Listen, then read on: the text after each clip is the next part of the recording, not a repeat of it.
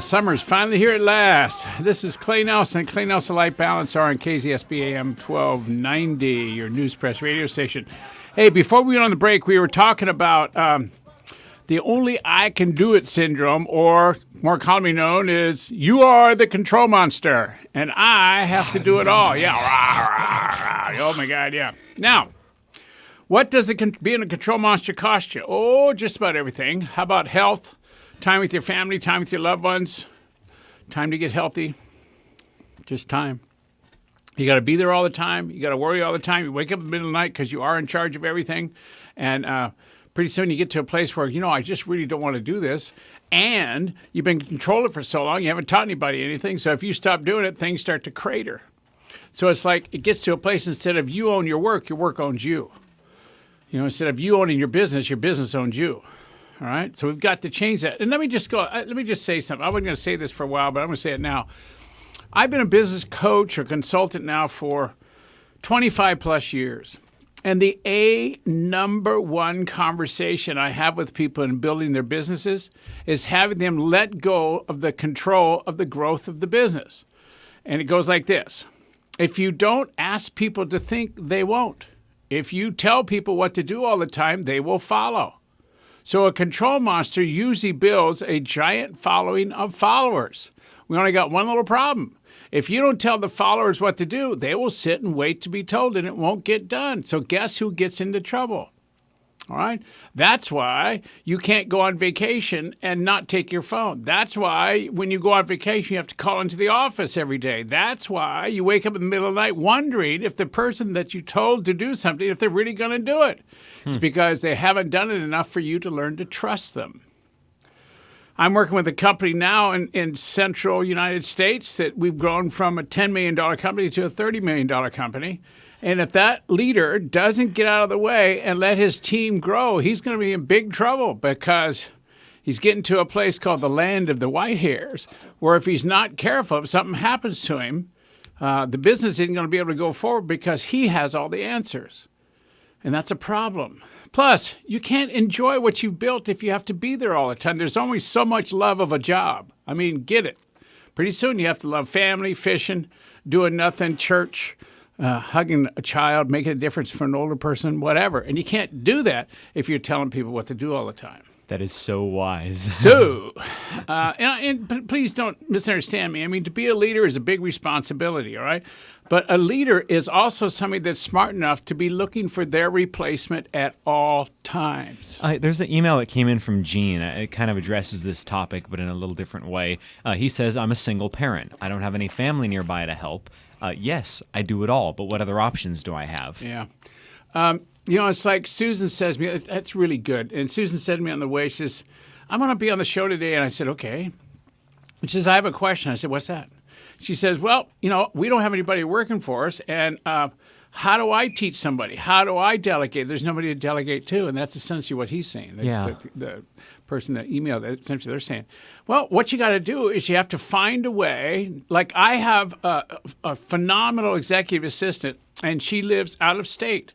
And I delegate to her all the time because we have an agreement to do that. So you can have people that you can delegate things to, especially in today's technology. It's called virtual offices, where you can be electronically connected from one state to another, one office to another, all over the world, and still get things done. So you don't have to have somebody right there in your hip pocket. They don't have to be working for you across the table. There's all kinds of technological ways to get people to help you to get things done, all right? Now, for most women in the world, what would it be like if you love your job, you love going to work, you love making the difference, and you love being a mom and you love being the housekeeper and everything else, but you can't do both? Now, one of the biggest problems I've had with female professionals is just they won't allow a housekeeper to come in and clean the house. Or what they'll do is hire a housekeeper, then they'll stay up all night cleaning the house because the housekeeper's coming the next day. And it's like they won't give up. All right? Or they won't be contributed to in a way where they can actually have it all. So the answer to that question is you have to step out of what you know. You have to find ways to get more people in your life. And net effect is your world has to get bigger. That's the way it is, okay? Now, as I said before I went on the break, I said when you got back or when we got back, we were going to diagnose the only I can do it syndrome. Now, I'm going to ask some questions now. And I want you to really think about the answers. And if any of the answers come back to you, yes, guess who has a problem with control? Okay, here you go. Do you believe that you are the only one that can do everything there is to do and do it the way you want it to be done? Yes. Yeah. Oh, wait. We weren't supposed to say that out loud. I'm sorry. Boy, let me tell you, I own that in some areas. There's no question. Diego, answer the question. Do you believe? Diego's looking. He doesn't want to talk. Do you require that everything goes through you? I'm glad Beth's not listening to this show. Let me see. Are you the focus because you are sure that no one else can think the way you think? Oh, good Lord. I think that's one of the hardest things to get around. You know, Beth and I wrote this show. I wonder if she wants me to learn something out of this. Are you sure that you don't have time to teach anybody to think the way you think? Oh, that is so good. How about this one? Do you say to yourself, yes, I know I have to teach this. I know, and I'll do it next time. The next time this comes up, I'll give it away. I'll teach it. All right, but right now, I don't have time to teach it, so I just got to go do it again myself. So yes or no on that one. And by the way, if you're driving a car and you're laughing, please keep one eye open. It's raining outside.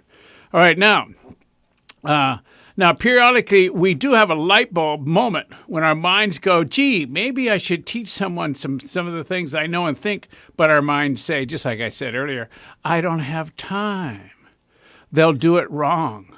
So I might as well do it myself so I don't have to do it twice. That's your mind messing with you. How many of you own that one? All right. Now, how about you're sitting there and you can see things are going wrong or going in the wrong direction, and you want to tell people, you're doing it wrong. That's not the way to do it.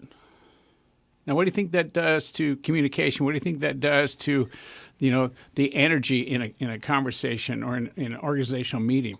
So this is where I say you have to be the question instead of the answer. Instead of telling people you're going the wrong direction, you might want to ask them, hey, gee, what do you think? Is there another way to do that? Is there another way that we can get to where you're going through a different venue or using different people or maybe a different idea? What do you think? I know for me, Clay, I have to work on making that not sound like a rhetorical question, too, like I'm questioning their intelligence. It has to be constructive. Yeah, you got to be careful that you don't make them feel made wrong or you don't embarrass them in front of the group, okay? And the them I'm talking about is anybody that's speaking at the time that you don't agree with, okay? Now, if you answered yes to any of these questions that we just went through, I suggest you re-listen to the rest of the show, okay? Pretty good idea? All right? Now, I have a couple of some quotes I want to read, and one is Homer, a well-written person. Light is the task where you share the toil, all right? Light is the task where many share the toil. I don't understand that, do you? I kind of do. I mean, who is Homer? Homer wrote the Odyssey, the great epic tale, and no wonder. I know. Okay, so the Odyssey, the Iliad. Light is a task where many share the toil. I read that the first time. I thought I got that. So anybody wants to call in and explain this one to me, please feel free. All right. And then Oliver Wendell Holmes, many ideas grow better when transplanted into another mind than the one where they came and sprung up from. That's perfect for teaching. Yes, absolutely. All right. You want to find out what you know about something? Teach it. All right. You want to sharpen your edge? Give it away. Teach it. I mean, it's really cool. Now, there is no real pill to take or some doctor to see or some psychologist to go to that cures the only I can do it syndrome. You're the only one that can do it, okay? You're the only one that can do it. And one of the payoffs of giving up the only I can do it syndrome is more time for you to do whatever it is you want to do. That means you could actually have a life outside of work or actually have a life outside of being in control or outside of a life of you being the one on stage, you being the one that's listened to all the time. How about this? You could actually learn how to listen instead of talking so much. Okay, I got to go on a break now because I have to go learn how to listen. Ha, ha, ha. Good luck. You're listening to Clay Nelson Life Balance Hour, and it's Diagnosing the Only I Can Do It Syndrome show. And get on back here. Second look